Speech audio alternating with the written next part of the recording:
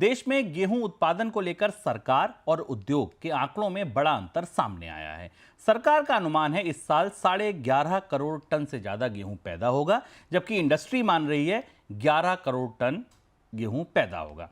सरकार और इंडस्ट्री के अनुमान में 50 लाख टन का अंतर होने से गेहूं के बाजार में कीमतों को लेकर स्पेकुलेशन बढ़ने की आशंका है। हालांकि गेहूं के उत्पादन को लेकर सरकार के अनुमान के बाद बाजार में गेहूं के भाव पर लगातार दबाव है। 11 मार्च को दिल्ली में गेहूं का थोक भाव 3100 रुपए था, जो 19 मार्च को घटकर 2850 रुपए तक आ गया है।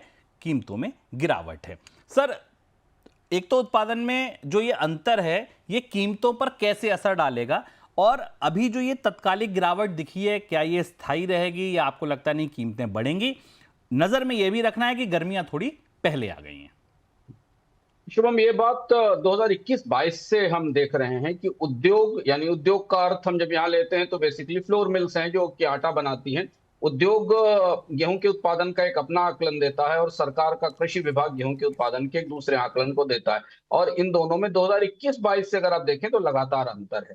सरकार थोड़ा ज्यादा उत्साही आशावादी होती, जो कि स्वाभाविक सी बात है, सरकार के आंकड़ों में दिखता है। उद्योग कुछ जमीनी वास्तविकताओं के आधार पर आकलन करता है। आपको याद होगा 2021-22 में करीब करीब सरकार ने 10.75 करोड़ टन के आसपास का आकलन किया था, जबकि वास्तविक उत्पादन कम था। ये शुरू हुआ है दरअसल 2020 के बाद से। 2020 के बाद से भारत में जो गर्मियों का चक्र है, क्लाइमेट चेंज के कारण वो बदलना शुरू हुआ। और हमें पता है कि हम जब इस समय मार्च में, मध्य मार्च में है, तो देश के कई सारे हिस्सों में तापमान का खासा ऊंचा है। और उसी वर्ष से भारत में गेहूं के उत्पादन के आकलन बिगड़ना शुरू हो गए थे, क्योंकि गर्मियां पहले आ गई थी। गेहूं को थोड़ा लंबे समय तक सर्दी के मौसम की जरूरत होती है, और वो प्रक्रिया पिछले 3-4 साल से चल रही है। तो इस साल हालांकि गेहूं का उत्पादन करीब करीब 11 करोड़ टन है भारत में, लेकिन उद्योगों को लग रहा है कि उत्पादन इससे नीचे और इससे कम रहेगा। तो जब पहले आकलन आए थे तो गेहूं की कीमतों पर दबाव था, अभी भी है। लेकिन अगर आप ध्यान से देखें तो पिछले महीने तक भारत में जो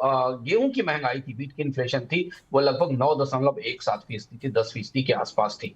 तो गर्मियां बढ़ती हैं और बाजार में गेहूं की कमी होती है, तो आने वाले समय में कीमतों पर दबाव दिखेगा। नई फसल का गेहूं कुछ मंडियों में आना शुरू हो गया है। गुजरात, मध्य प्रदेश, राजस्थान की मंडियों में गेहूं की आमद शुरू हो गई है, जबकि उत्तर प्रदेश, पंजाब और हरियाणा में अगले कुछ हफ्तों में गेहूं की कटाई शुरू होगी और मंडियों में गेहूं पहुंचना शुरू होगा। ये बेहद महत्वपूर्ण संकेत है भारतीय बाजार में महंगाई के लिए, अनाज उत्पादन का।